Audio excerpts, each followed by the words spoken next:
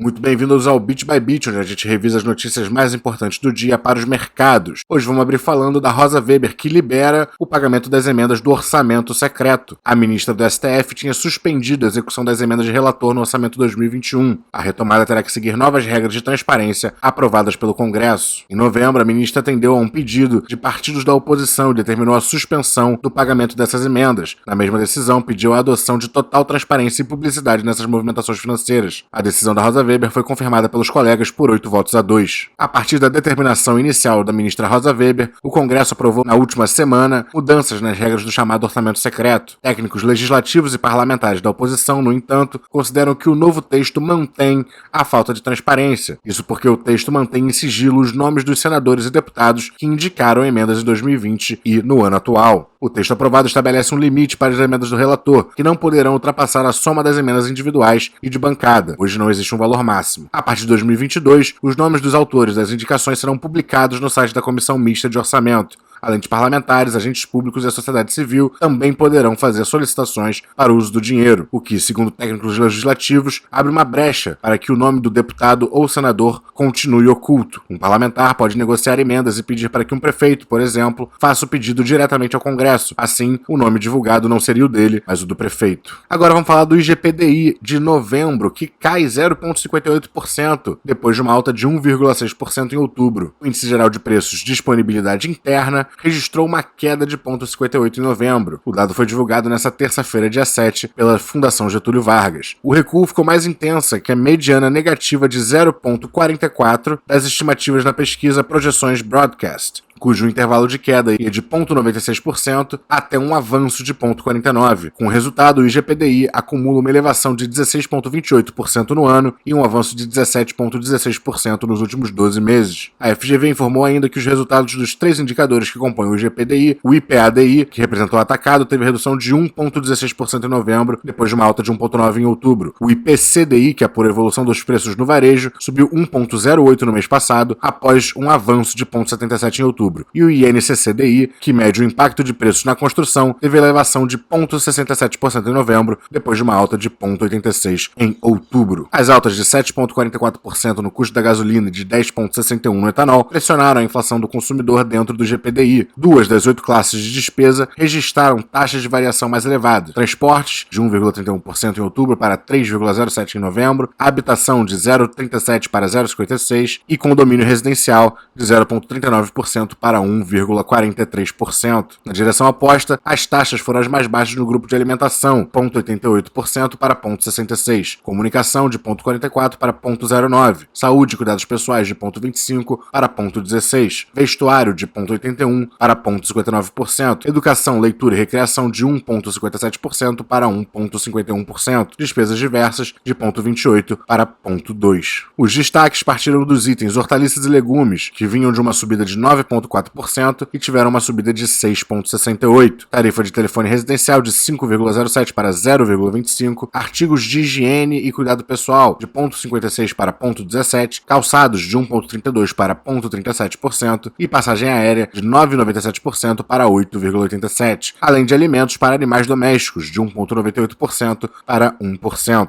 O núcleo do IPCDI passou de uma alta de 0,44% em outubro para um avanço de 0,43% em novembro. Dos 85 itens componentes do IPC, 36 foram excluídos do cálculo do núcleo. O índice de difusão, que mede a proporção de itens com aumento de preços, passou de 71,94% em outubro para 69,35% em novembro. Na construção, a alta do custo da mão de obra e dos materiais de construção sustentou a inflação do setor do IGPDI. No INCCDI, o índice relativo a materiais, equipamentos e serviços saiu de uma alta de 1,68% em outubro para um aumento de 0,95% em novembro. O custo de materiais e equipamentos passou de uma alta de 1,92% em outubro para um avanço de 1,03%, enquanto os serviços saíram de 0,47% para 0,52%. O índice que representa o custo da mão de obra passou de uma estabilidade para um crescimento de 0,38% em novembro. Agora vamos falar de comércio internacional. Exportações da China crescem 22% em novembro na comparação ano a ano. A alta representa uma desaceleração ante os 27% registrados em outubro, devido à base de comparação mais elevada do período do ano anterior. Apesar da desaceleração, o resultado superou a projeção de 16,1% dos economistas consultados pelo Wall Street Journal, estimuladas pela demanda global robusta robusta, as exportações têm sido o maior impulsionador de crescimento da China desde o início da recuperação da pandemia. Já as importações cresceram 31,7% em novembro, em comparação anual, com um aumento tanto em volume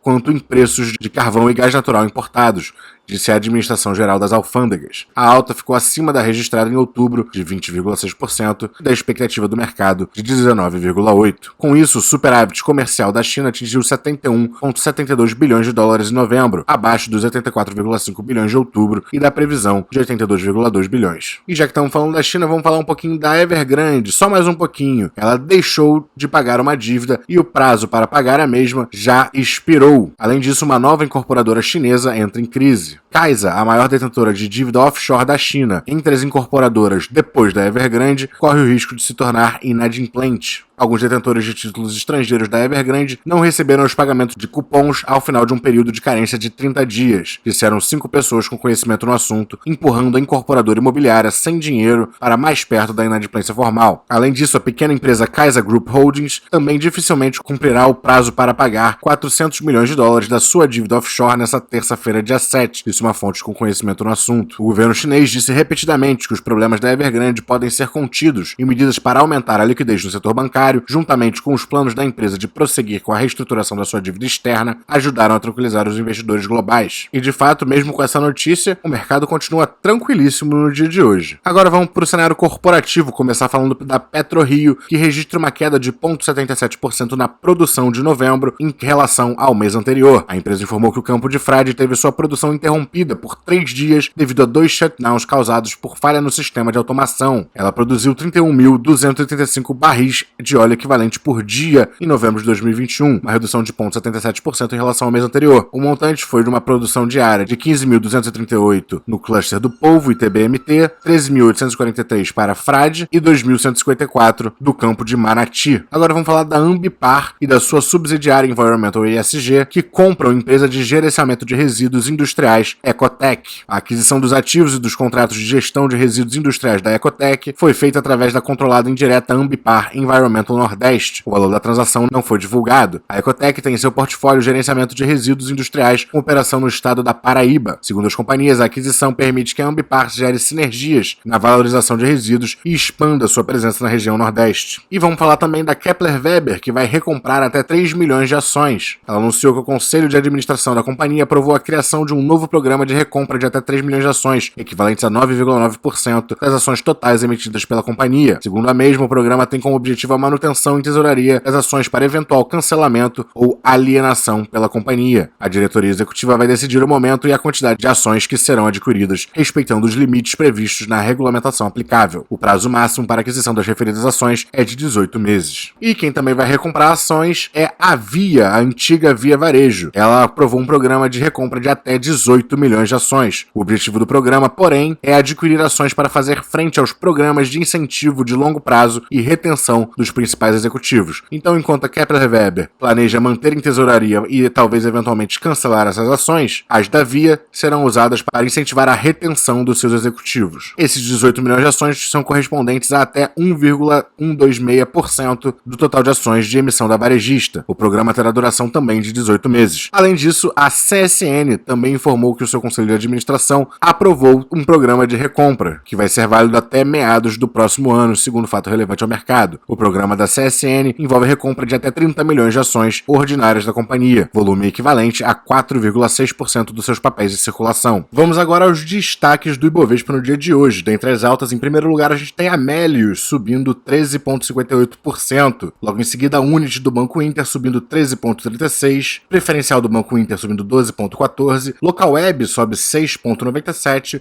e o Banco Pan subindo 6,06%. Dentre as quedas, o primeiro lugar vai para a EZTEC, caindo 4,35%, MRV, ambas construtoras, caindo 3,08%, a Multiplan caindo 2,81%, Cogna cai 2,73% e a IRB caindo 2,31%. No mapa da S&P 500 a gente vai ver logo um mar de verde forte. A grande maioria das de tecnologia, financeiro, boa parte das de saúde também, acima dos 3% de ganhos no dia de hoje. O mesmo se aplica para varejo online, manufatura de automóveis, restaurantes, restaurantes, e o destaque das quedas vai aqui para Comcast caindo 5,29%. O Ibovespa fechou subindo 0,65%, ao longo do dia chegou a subir um pouco mais, acima do 1%, devolveu parte desses ganhos. Tem um zoom aqui, a gente vê que ele se encontra levemente acima da média móvel de 50 dias. O Ibovespa está com movimentos muito fortes nos últimos dias, chegou a ficar acima das bandas superior de Bollinger hoje, aí devolveu esses ganhos, meio que retestando essa média móvel de 50 dias, mas parece que ela está agindo como suporte, mais um sinal bullish para o Ibovespa. Nos fundos imobiliários a coisa está mais bonita ainda, uma subida de 0,67%, também passamos acima da média móvel de 50 dias, voltamos para testá-la, mas a gente não devolveu tanto dos ganhos quanto no Ibovespa. O IFIX, porém, ainda não colocou aquela estrutura de uma alta superior à alta anterior, então ele ainda nem começou a botar essa estrutura de continuação de subida, ou no caso de reversão dessa queda que tivemos, mas está parecendo muito forte. Eu imagino que para ambos nos próximos dias a gente deva ter alguma consolidação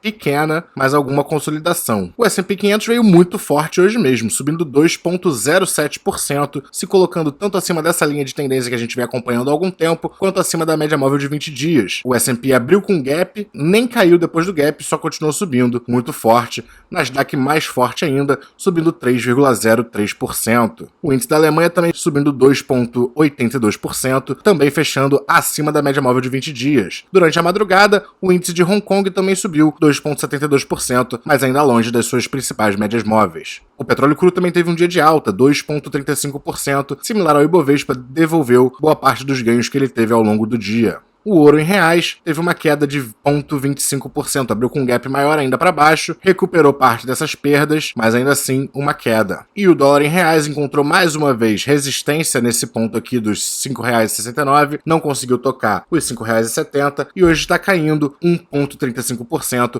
aos R$ 5,61. Nas criptomoedas, o Bitcoin também abriu, chegou a subir quase um pouco acima de 1%, agora está subindo apenas 0,21%, mas ainda assim parece que está tomando os 50 mil como suporte, o que é um sinal positivo. Ethereum está caindo 1,19% até então, mas ao contrário do Bitcoin, ela ainda está muito próxima das suas máximas históricas aqui, por volta de quase 5 mil dólares, né? A gente continua muito perto. Nesse momento ela está retestando a média móvel de 20 dias, e como o Bitcoin está subindo, eu acredito que ela vai consolidar isso aqui como suporte, pelo menos no curto prazo. Da minha lista, o destaque hoje vai para a Polkadot, subindo 7,25%, mas ela apanhou muito nesse período de queda do Bitcoin, então ela está bem mais longe das suas máximas, perto dos 55 dólares. Uma outra que está com destaque hoje é a AGIX, a Singularity Net, subindo 18,9%. Ela também apanhou um pouquinho com essa queda do Bitcoin e ainda não retomou esse nível aqui por volta dos 28 cents, que a gente falou que estava como suporte, ela perdeu e agora deve agir como resistência, como já agiu aqui nos dias 30 de novembro e 1 de dezembro. Mas ela fechou acima da média móvel de 20 dias,